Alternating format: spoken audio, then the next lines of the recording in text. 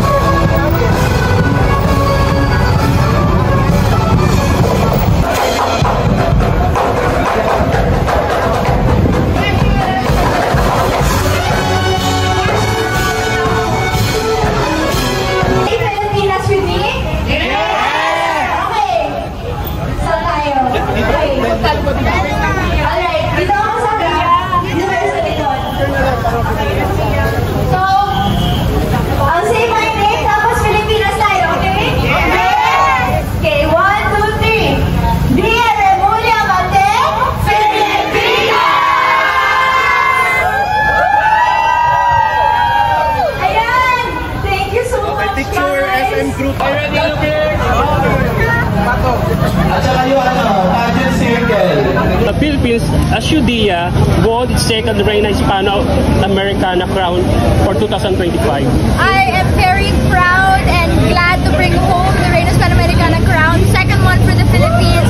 It's been such a whirlwind and overwhelming amount of emotion, but I am so proud and happy that the Filipino people have supported me forever for the longest time, and I'm so glad I got to bring this back home for the Philippines. Can you describe your experience during the pageant? Amazing. That's all I can say. Unbelievable. I got to experience what Latin America is like, and I got to experience Latino culture at its most authentic way. So I'm one in a lifetime experience. Ay lang talaga yung sabihin ko. Parang, wow, I won. I got the second round bronze, and I was so happy. What's next for Dia? Oh my gosh, guys. So of course, yung grade ko as Reina Hispano-Americana, I can't wait. I'll be traveling to Latin America, to parts of Asia to promote the Hispanic culture and to learn more about the Hispanic way. And other than that, with my music, for example, I'm going to be releasing a new song soon and an album this year. So abangan nyo. Also stream Ganda